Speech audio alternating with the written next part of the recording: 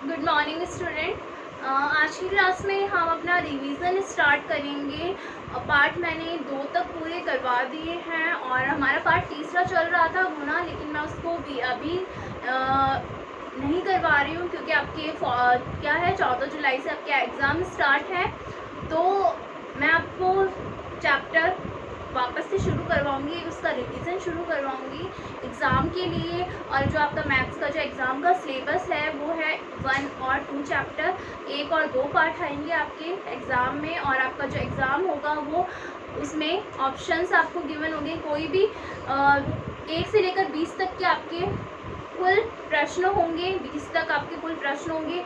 उसमें हर प्रश्न के साथ आपको क्या मिलेगा, ऑप्शंस पे मिलेंगे, 3 ऑप्शंस मिलेंगे और उसका आपको उसमें से देखना है कि कौन सा सही उत्तर है और उस पर आपको क्लिक करना है। ऑनलाइन एग्ज़ाम ही होगा तो आपको स्कूल में नहीं आना है। और जो पहला है चैप्टर उसको शुरू करेंगे 1 करोड़ तक की संख्याएं, और इसमें जो अभ्यास है 1.1 उसको शुरू करेंगे। अब इससे आपके कैसे प्रश्न बन सकते हैं एग्ज़ाम के लिए वो मैं बताती हूँ आपको। अब जैसे इसमें है कोई भी आपको संख्या दी हुई है, जैसे कोई भी आपका इस तरीके का प्रश्न आ सकता है जिसमें आपको जैसे कोई संख्या दे दी। अब जैसे ये संख्या है, इसको 54,305 को विस्तृत रूप में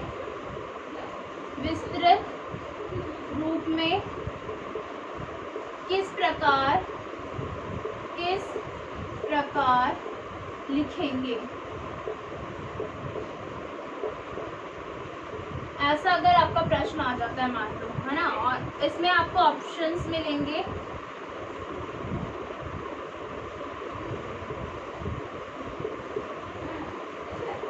ये जैसे पहला ऑप्शन आपको ये मिल गया, दूसरा आपको ऐसे मिल गया ऑप्शन, कुछ भी मिल सकता है आपको ऑप्शन। तीसरा जो आपका ऑप्शन है वो आपको ऐसे मिला है।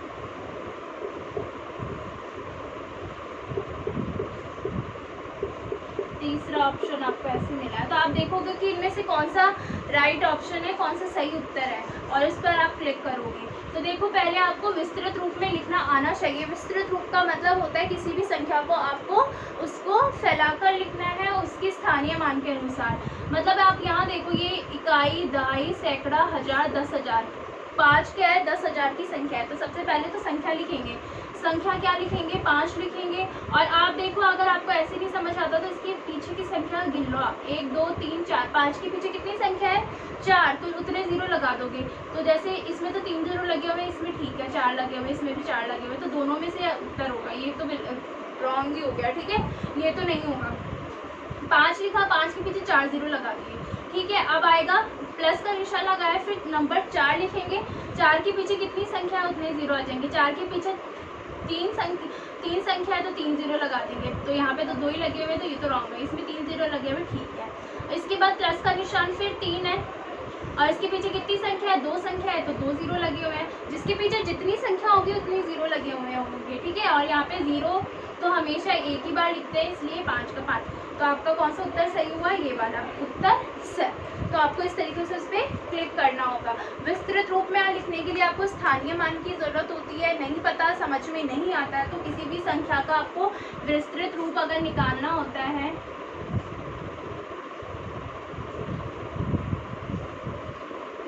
किसी भी संख्या का विस्तृत रूप में लिखने के लिए उसको पहले संख्या को शुरू करते हैं 3 से। इसके पीछे कितनी संख्या है, 4, तो आप 4 0 लगा दोगे। इसके बाद प्लस का निशान, फिर आएगा 5, 5 के पीछे कितनी संख्या है, 3, तो यहाँ पे 3 0 लगा दिया आपने। 7 का नंबर आएगा, अब 7 के पीछे कितनी डिजिट है, कितनी संख्या है, 2 संख्या है तो 2 0 लगा दिए। 6 के पीछे 1 संख्या तो 1 0 लगा दिया। और इस वाली संख्या के पीछे कोई भी संख्या नहीं है, इसलिए एक भी इसमें 0 नहीं लगाएंगे। ये हो गया विस्तृत रूप में लिखना। अब मैंने आपको बता दिया प्रश्न किस प्रकार से आ सकते हैं। यहाँ पे जो संख्या है वो चेंज हो सकती है, कोई भी आ सकती है, इसके अलावा प्रश्न इस तरीके से ही बनेगा, ठीक है। हमारा जो नेक्स्ट जो आपका प्रश्न है, आपका चैप्टर फर्स्ट में, इसमें चैप्टर में इसमें है आपको मिलान करना है। लेकिन इसमें मिलान किस तरीके से है, इसमें आपको शब्दों में कैसे लिखते हैं या अंकों में कैसे लिखते हैं जैसे मैं आपको बताती हूँ, कोई भी प्रश्न इस तरीके से आ सकता है आपका।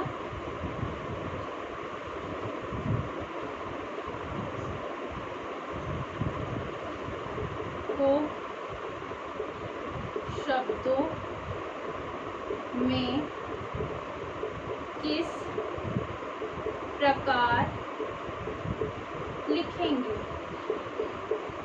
जैसे ये इस तरीके से आपका प्रश्न आ सकता है शब्दों में लिखने का, कि ये जो संख्या है उसको शब्दों में किस प्रकार लिखेंगे। तो आपको ऑप्शंस इस तरीके से मिलेंगे।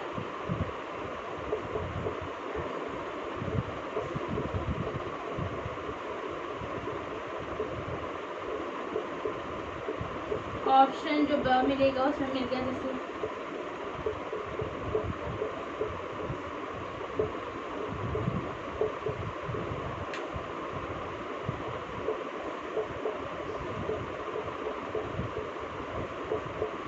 तीसरा जो मिल गया उसमें लिख दिया आपको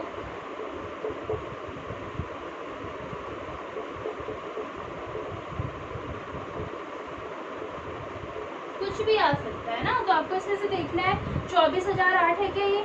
आपको संख्याओं को किस तरीके से पढ़ते हैं उसको आना चाहिए। 24,008 है क्या ये, नहीं।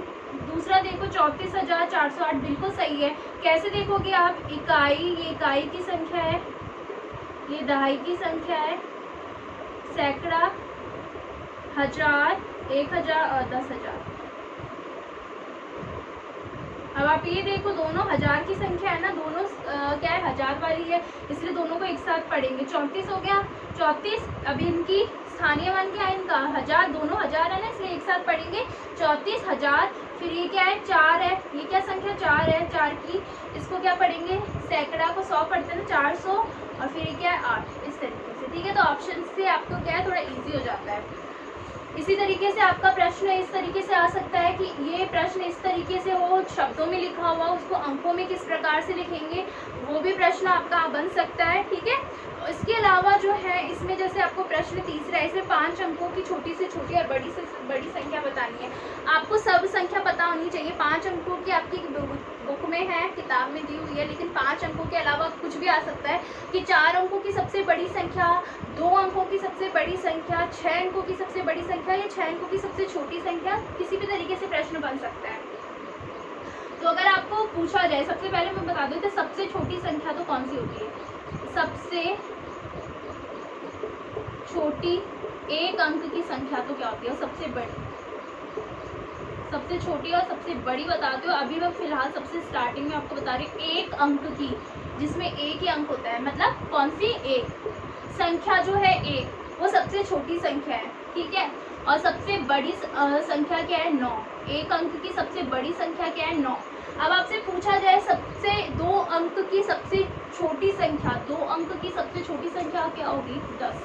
देखो 1 से 9 तक तो क्या होती है, 1 अंक की संख्या ही रहती है, वो 10 होते ही वो 2 अंक की हो जाती है, और 2 अंक में 9 के बाद 10 आता है ना, तो सबसे छोटी संख्या हो गई ना, 2 अंक की सबसे छोटी संख्या हो गई। सबसे 2 अंक की सबसे बड़ी संख्या अगर आपसे पूछी जाए तो बड़ी संख्या क्या होगी, 99 होगी। इसके बाद तो 100 आ जाता है, तो 100 तो 3 अंक की संख्या हो गई। अब ऐसे अगर आपसे 3 अंक की सबसे छोटी संख्या पूछी जाए तो ये 100 हो गई। 4 अंक की सबसे छोटी संख्या हो गई तो ये 1000 हो गई। 5 अंक की सबसे छोटी संख्या पूछी जाए तो ये, तो जितनी अंक की आपको संख्या पूछी है, फर्स्ट नंबर पे आपको 1 लिखना है, उतने ही आपको 0 लगाने। ये 5 अंक की सबसे छोटी संख्या हो गई।